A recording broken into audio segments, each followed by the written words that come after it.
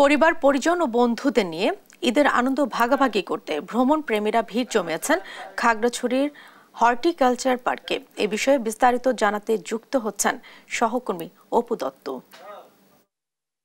চারপাশে কিন্তু এখন ঈদের আমেজ বিরাজ করছে।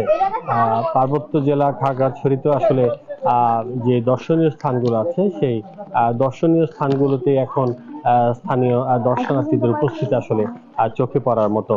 পরিবার পরিজন নিয়ে তারা পাহাড়ের প্রকৃতির যে রূপ সেই রূপ কিন্তু তারা দেখছেন।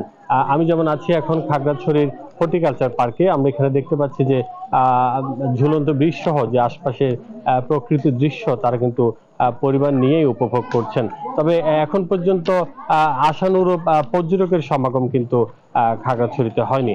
যেহেতু দীর্ঘ ছুটি রয়েছে, আশা করা যায় যে আগামী দিনগুলোতে খাগড়াছড়ির কেন্দ্রগুলোতে পর্যটকদের উপস্থিতি আরো বেশি হবে। আপনারা জানেন যে খাগড়াছড়ি হয়ে কিন্তু মূলত সাজেক যেতে হয়। তবে এবারে সাজেকে যেহেতু একটি বড় রকমের অগ্নিকাণ্ডের ঘটনা ঘটেছে, যার কারণে সেখানে আশানুরূপ কিন্তু পর্যটক এখন পর্যন্ত হচ্ছে না বলে আমরা জানতে পেরেছি।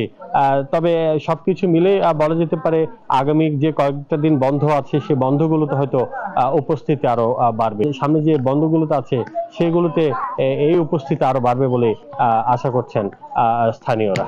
তো এই ছিল খাগড়াছড়ির ঈদের পর্যটনের সর্বশেষ।